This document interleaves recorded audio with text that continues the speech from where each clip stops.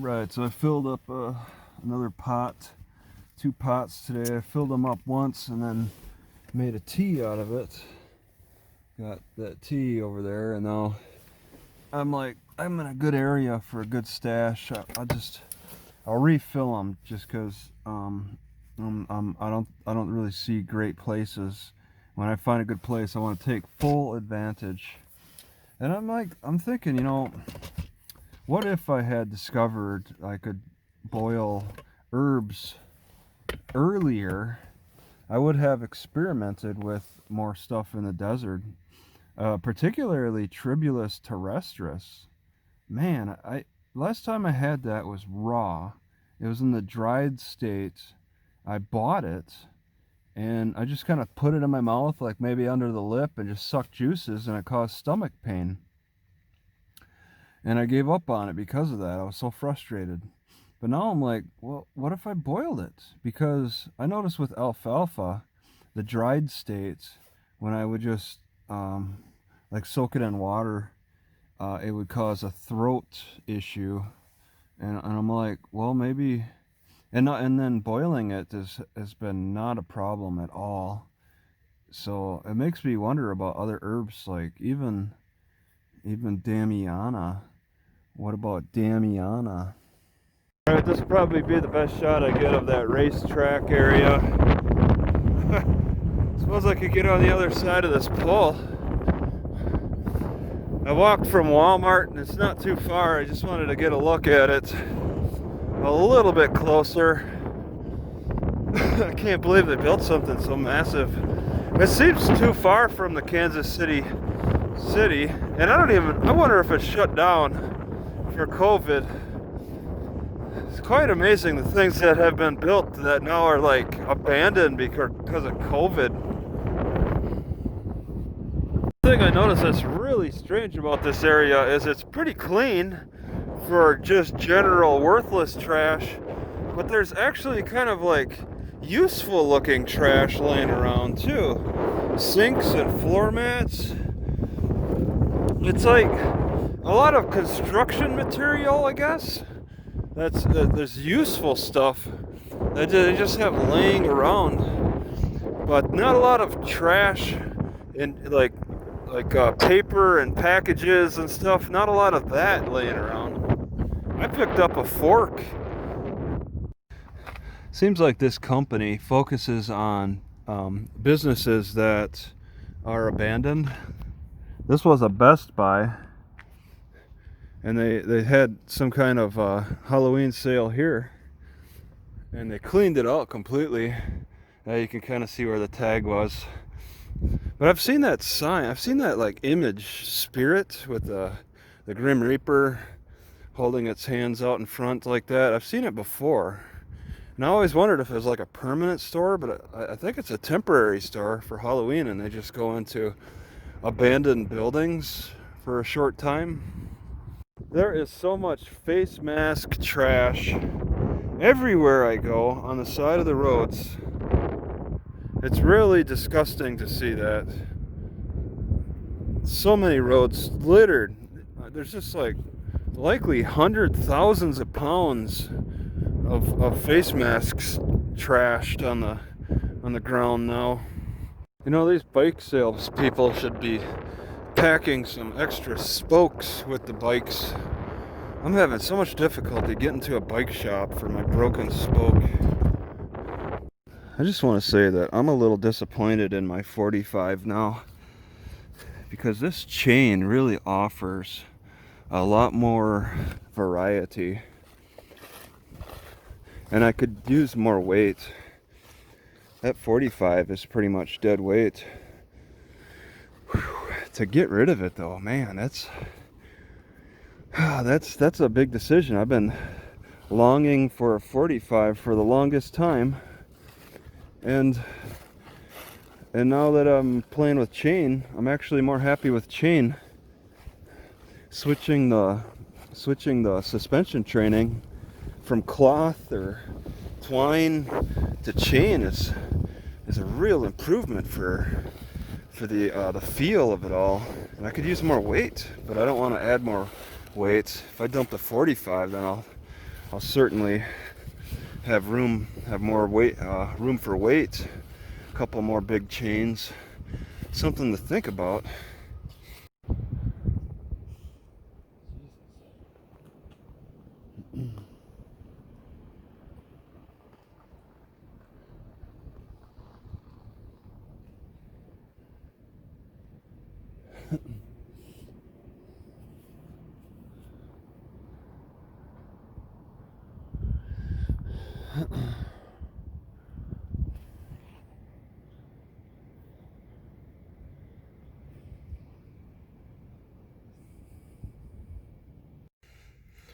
Carving this squash takes like 30 minutes or so.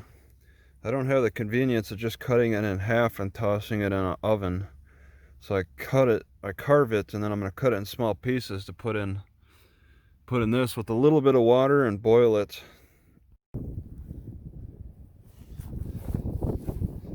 Oh, this is a metal sign. So this thing is a hemp turner, pretty much just to encourage even drying. And they put Christmas lights on it. Alright, I see what this is all about. International Lineman's Rodeo. That would explain why there's all these posts all around. This is a major, oh, they don't even get electricity. FR3. They might not have these events too often. They name the streets. Maybe that's a part of the contest. So you also have to find the street. So the amphitheater over there is all well fenced off. Whatever this thing is fenced off or gated off. You could sneak in. I could sneak into either. There's nobody who really comes around. Nobody could really pull up. Man, I like these. Just put a little platform on this thing. You got yourself a plyometrics thing. It's a little tall.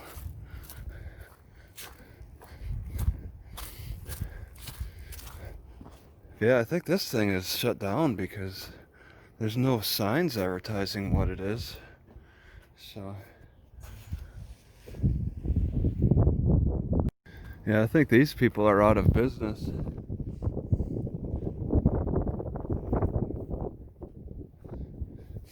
There's no sign that would look like normally hang up right here. Give some kind of clue. They were doing scooter rental. Oh, all right. They were doing scooter rentals. Somebody pushed their way through the window a little bit. You know, my camera can see better than me.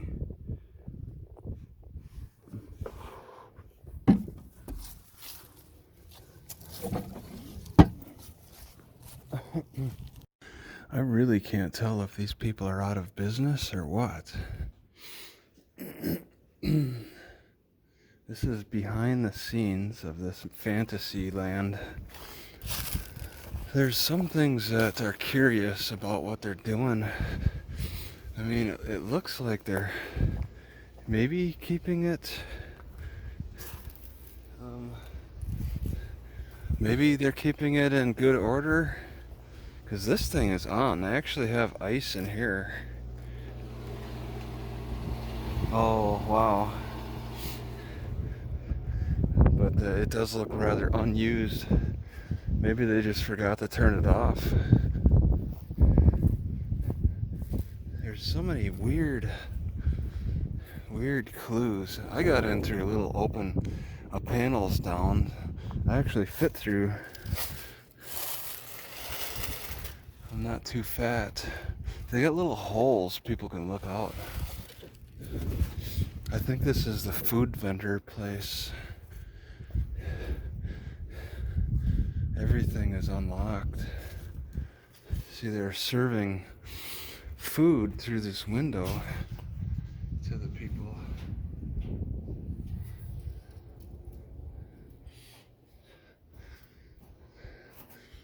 got a setup. But yeah, it doesn't look like it's been used. Yeah, the water's turned off. Oh, I could be seen from... Okay. There's... Oh... Wait a second, there's a gate? Maybe that gate is for this. There's two roads side by side. Okay, yeah, they unplugged it, obvious. Is there... Oh, this thing is on. Why keep it on? There's nothing in there. See, I think it's irresponsibility. They're just blowing electricity. Yeah,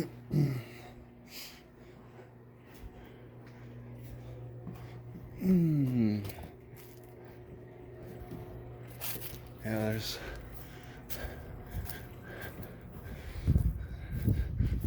vehicles. So, you know, there's places that you could sneak onto this land. Oh, all right.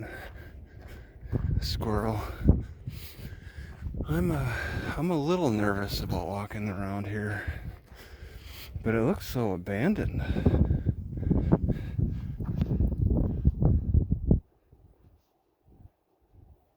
Yeah, and then these are the food booths that I was inside. Okay, they prepared in the back, and then there's servers in between. Wizard's Tower. I guess it would be right here.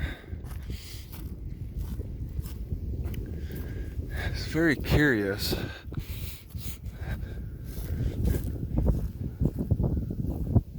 I just wonder, like, if there's anybody who's really watching over it. This is some kind of a theater production. Somebody goes to the top, and I'm not too sure what that fruit is, but there's definitely plenty of them. Nobody has driven a vehicle. That would be a sign. Nobody's driven a vehicle through here. They would all be, some of them would be crushed. But this is so massive. And it's hard to say if, I bet the horses would go in a circle here, like a real horse merry-go-round. There's several theater sites. It's like a 2-story bar.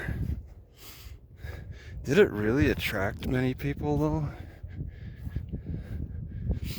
They're letting it go. There's some evidence of upkeep, but not a whole lot.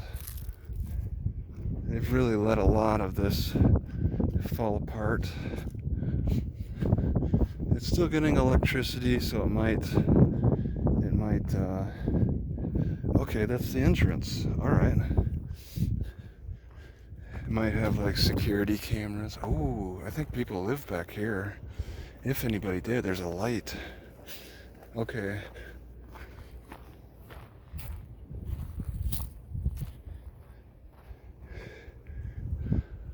What's that? All crafters must check in at gate. Okay.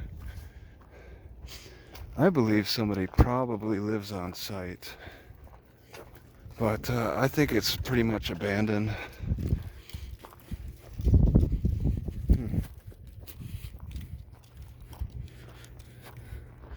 Many swords.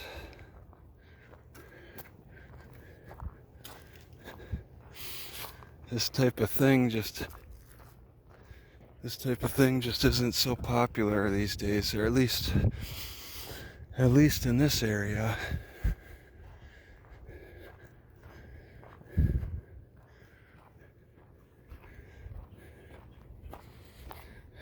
Okay, some did get crushed.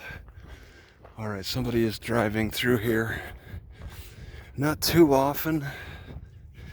but often enough to make for bad timing.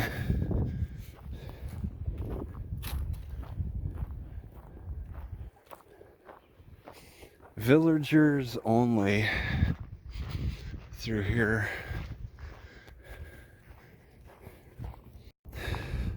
I barely fit through that open panel, but it works.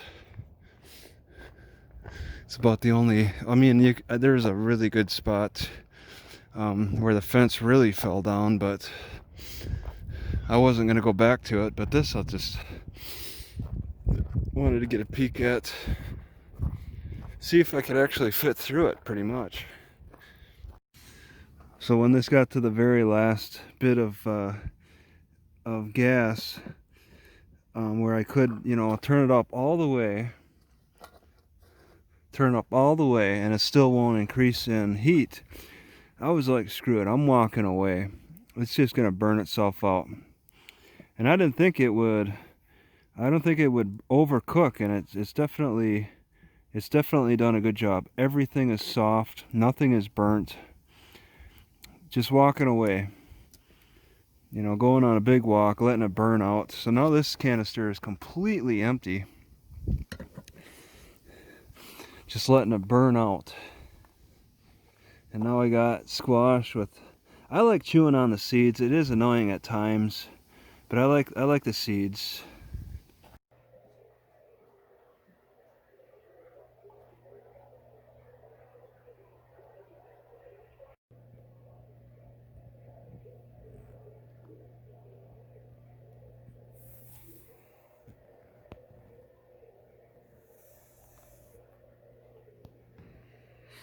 These things could probably knock you out.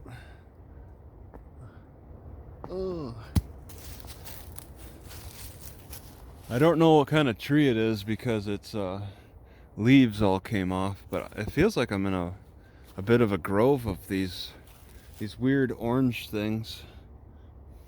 Alright, I guess I could have recorded it as I was coming up upon it. To describe it's a little more work. I found this laying perfectly flattened out right here. You can kind of see the impression.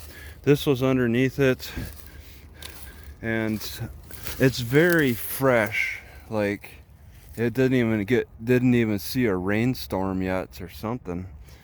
Didn't sit out here for a year, maybe just a couple of weeks. 2020. Person might have stole it and then ran back behind Walmart and laid it down. It's behind the Walmart area in a private property. I think I want to take it. It's very soft. It can be kind of useful. It might take up a little more room than I care for in the car. Okay, I likely am on private property, and there's a feeder. There's a darn good chance that they got a trail cam somewhere. I don't know if I'm close enough to register on a trail cam yet from this distance. I'm not really interested in trying to acquire their potential trail cam.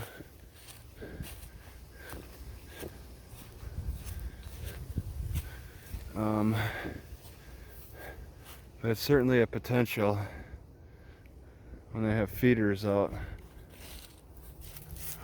Oh, there's a hunting shack. Oh no. Oh no. I gotta announce myself. Hello? Is anybody in here? Oh. Hello? Okay. Well then, I guess we're good. Yeah, I don't. Alright, hunting shack, feeder. Alright, let you go.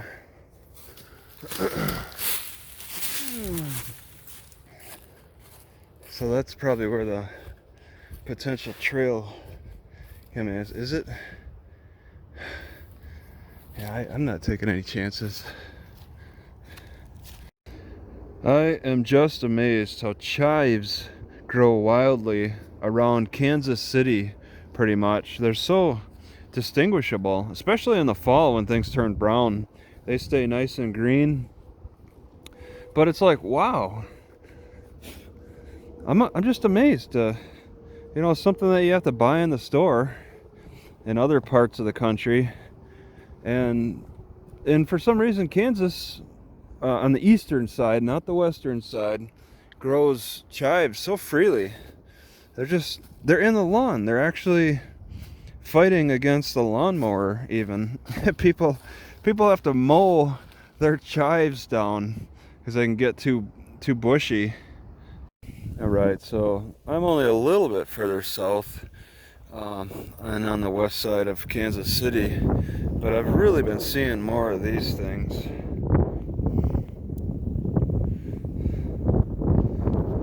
I saw one opened up, or a couple opened up, and I have no idea. They don't really have a smell. They don't seem to have any fruit. I don't know if maybe you should cook them to eat them, or are they poisonous? Praise the blue! Alright, a couple piles of bones around here. I know they're not human. One I think is an opossum. And then this one I have no idea. What makes the edges like that? A little bone right there. Turtle? What a weird bone. This flat bone, and it's all jagged on the ends. Alright, I'm not sure what kind of tree this is. Somebody put like a tractor seat against it, and now the tree is sort of enveloping it.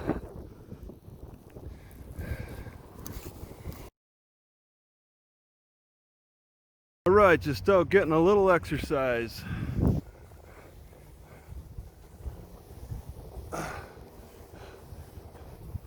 Taking my tire for a walk. Alright, so I replaced this little light. It was the one on the other side, but it's like this. You just go in underneath. You go in underneath and get in there and twist it. This came undone, the good one, and I wasn't able to get it with my fingers. But luckily I had this magnet. Whoops. And it's magnetic, so I was able to pull it out with a magnet. It's in a tight spot.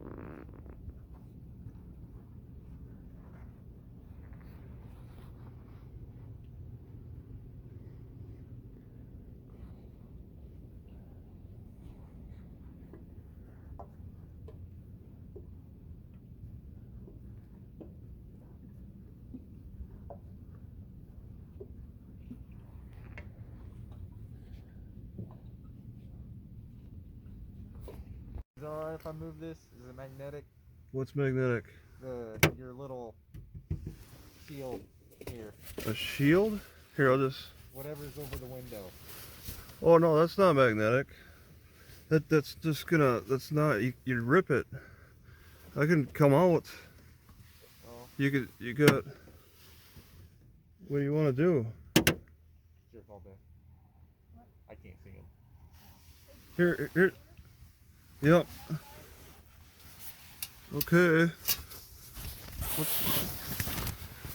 Is this security or No, private? This is the police department. Not private security? You doing alright? Yeah, just sitting here. I mean, what's up? So we got called by the property manager. Really? Yep. Wow. Yep. So I didn't even get contacted. They don't have private security to Nope. contact people. They just go right to you guys. Yep. Okay. Well, I guess he wants me to go. That's probably why. Did he say anything else? He's probably just wanted me to go. That's about it, man. Okay. How long have you been here for? Well, just a few hours. I was using the Wi-Fi. It reaches over here, and I just decided to take a little break. But yeah, I didn't know that'd be a problem. I'm not even sure what time it is. Just over 10 till 2. 10 to 2? Yeah. Okay, wow. And you guys just got called? Like, Yep. wow. Property manager. Well, I guess they work late at night. All right. Yeah, are you just traveling through or what? Yeah. Yep. Heading south. Exactly. Well, I don't know. I'll go to the nearest Walmart, I guess. Daily Roamer. Do you have your own YouTube? Yeah. Okay. Yeah. That's pretty cool, man. How long have you been on this trip? 8 years. 8 years? Just driving around, huh? Yeah. You see Washington there, so. Okay. That's pretty cool, man. I mean, yeah, it's just a way to see like the nation, I guess, because I've been traveling a long time. I never been in this area. Yeah. I don't know. Well, unfortunately, because it's a property manager, it's technically private property, quote unquote. So if you this is a trespassing issue. So. Well, yeah, and if he asks you to leave, we have to ask you to leave. Absolutely, you know? Yeah. I can tell you, either Lenexa, which is just south of us, and just north of us is Edwardsville and Bonner. Yeah. You can find a Walmart or something like that. Yeah, I got it on the map. They have ordinances in place where stuff like this doesn't happen. Okay. So when it comes to private property, unfortunately, our hands are tied. Yeah. All right. Yeah. I just this is a big shopping area, so I just I'll respect that. So sorry to wake you, man. There's no signs. I missed it. It's got to be verbal with this situation. We got you. Yeah, and like you said, we're not going to hem you up on anything. We just wanted to make sure I'll be out. Yeah. You're okay, and two, unfortunately, we have to ask you to leave. I will leave. Yes, it's trespassing warning. If you have to tell me again, I have to go to jail. Well, right. Not necessarily. Oh, it doesn't always go. No, okay. They don't want you trespass warned. They just want you off the property. Okay. All right. Well, I'm leaving then. Okay. I just got to move things around, and I'll get the map ready because I'm gonna go south and gotta figure out where exactly. Yep. Okay. Alrighty. Sounds good, Okay. man. Well, again, sorry to wake you and sorry to keep you moving. Okay. Yeah. 2 a.m. That's a great time to take off. Yep. All right. All right. I'll move things.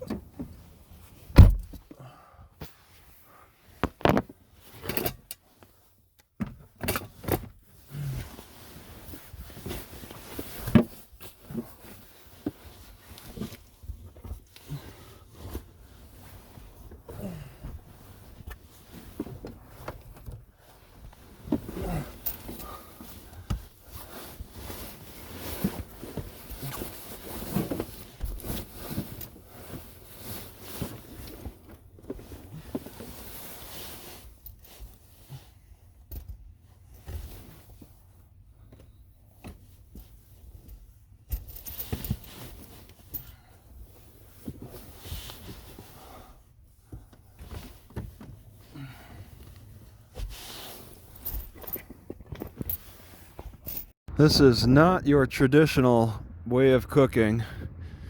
Being able to cook inside the car. And I'm using 3 candles. I think they're working pretty good. It's a little more dangerous, but I don't need to have such a as high of a flame with those candles. They substitute and I think save me a little money on propane. I hope. Judge, counsel, may it please the court. My arrest was a violation of my Fourth Amendment rights because the arrest was solely based on my ID. I believe that seizure occurred upon the first very words that Officer Cruz spoke. You gotta go. I didn't feel like I had any option. It felt like an order. And that's just the beginning of subsequent seizure after that. But I'm just pointing out that was the moment where I believe the first seizure occurred. The demanding of the IDs, the arrest, those are all other following points for seizure points. And upon this illegal seizure, which violates my Fourth Amendment rights, I believe that the evidence that was obtained afterward needs to be suppressed. All evidence needs to be suppressed because of bad faith actions by Officer Cruz. He acted in bad faith, performed no investigation, and was approached the scene just showing up ready to arrest without a need to do any real investigation to establish reasonable suspicion, reasonable articulable suspicion. He didn't establish any reasonable articulable suspicion to effect a good faith arrest. Furthermore, the prosecution argues that he made the arrest based upon library policies, which I don't believe Officer Cruz knew what those library policies were that he was enforcing. He came in demanding ID, which is not required. A person doesn't have to surrender a picture ID to prove who they are. That's in court, many court cases under the Fourth Amendment. And I was willing to exchange information. Officer Cruz and Officer Ravaska came in without identifying themselves. I have to look at the moment the event occurred. In the moment, we didn't know who each other were, and they come up to me and start demanding me to comply, and using their uniforms as the authority, only identifying themselves by what they were wearing. But there's an individual behind that uniform, and I need them to tell me who they are, because every person who wears a uniform is an individual who has their own name and their own style of policing. And I exchange information because we're all unique individuals. But furthermore, there were no signs posted, and that can be proven based upon the librarian's testimony and also in the police body cams. There's no evidence on any of the walls that you could see clearly through the police body cams. And my own testimony, I did not see any COVID signs. Whatever library policies I am alleged to have violated based upon the prosecution's allegations, I'm unaware of that. And the area for the COVID restriction is not clearly marked. I would ask, at what point did we step into the restricted zone? The signs weren't clear, the barriers weren't clear, the zone's not clear. I don't believe any reasonable person could tell at what point they enter into the restricted zone. It was all verbally enforced, and conversation is what developed this restriction. The librarians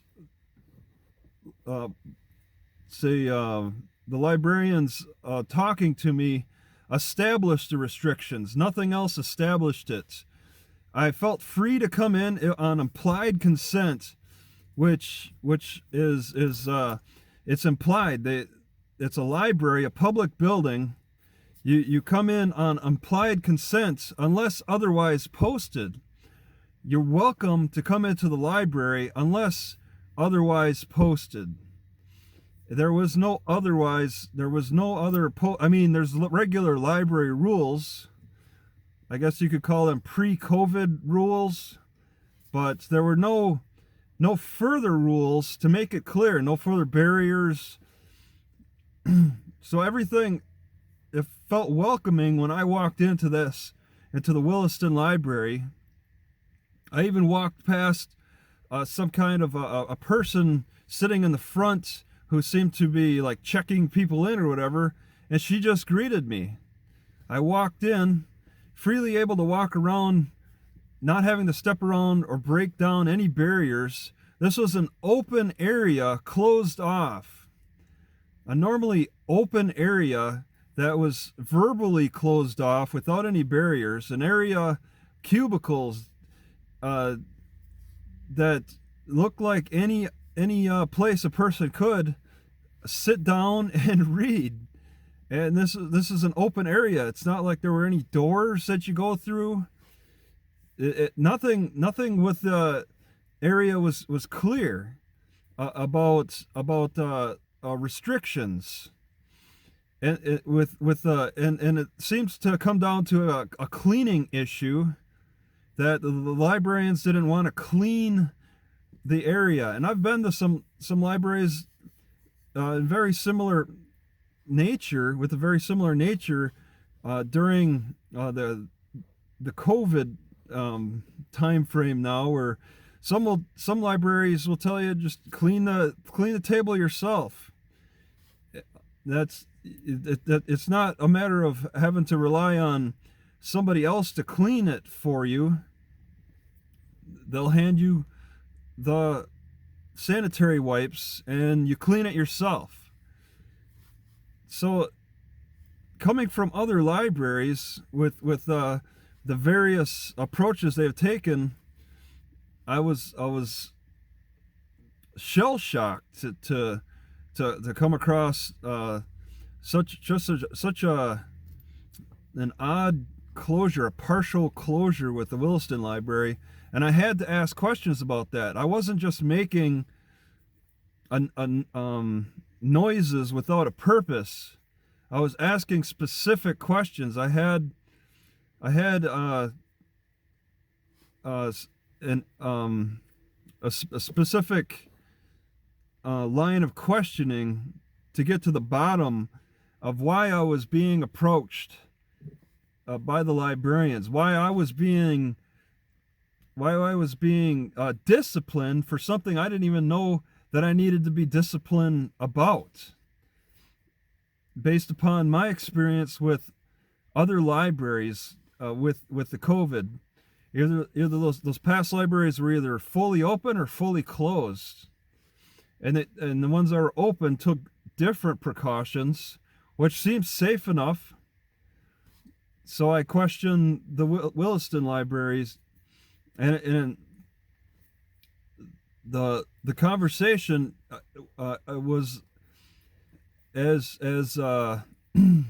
as spotty as their notifications, but ultimately the arrest was made in bad faith. I think that I had good intentions to comply. I just wanted to learn the rules, but everything seemed, even down to the librarians, it seemed like they've had bad faith by not posting any signs to inform the public. And I had the public in mind when I was asking my line of questioning, kind of on a First Amendment basis, trying to establish this information that I could share with other people about what this library is doing that's different from other libraries.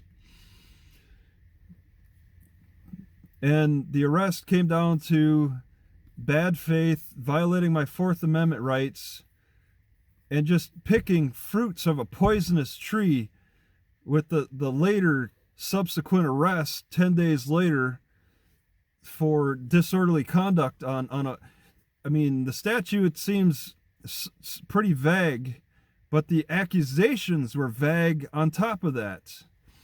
And I don't think a statute should invite a fairly vague statute should invite vague accusations on top of that.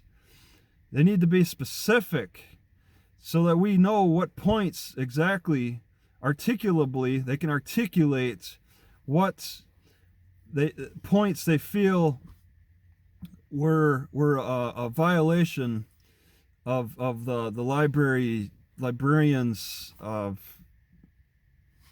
comfort zone. What exactly pushed that boundary? You can't just make a vague argument and use that as a part of your case. It really takes away from the spirit of debate if you're just going to stand on vague accusations as part of your court case, and misinformed accusations too, with rearranging the timeline. There may be signs for COVID warning people of the library's expectations of people on how they conduct themselves in the library during COVID, but those signs came up after my arrest. So you can't misalign you can't rearrange the timeline to serve your argument for the signs. The signs were not up until after my arrest. But that's the investigator Armstrong's observations, as he saw the signs afterward. But he didn't ask. There's nothing in his report where he asked, when were the signs put up? All right, that's exculpatory evidence that he didn't want to bring forth. It doesn't serve his argument. Which, I mean, as policing, they're supposed to remain neutral in their investigation, look at both sides as equally as they can. But in the investigation, in Armstrong's investigation report, it's very one-sided, and they only use information they only seem to use information that seems to to best work in their favor. So it takes me, I have to question the reasonable doubt, which I believe Officer Cruz and Ravaska's arrest of me was based on reasonable doubt more than reasonable suspicion. So I demand this this evidence be dismissed, and I stand on my motion on what it says in there.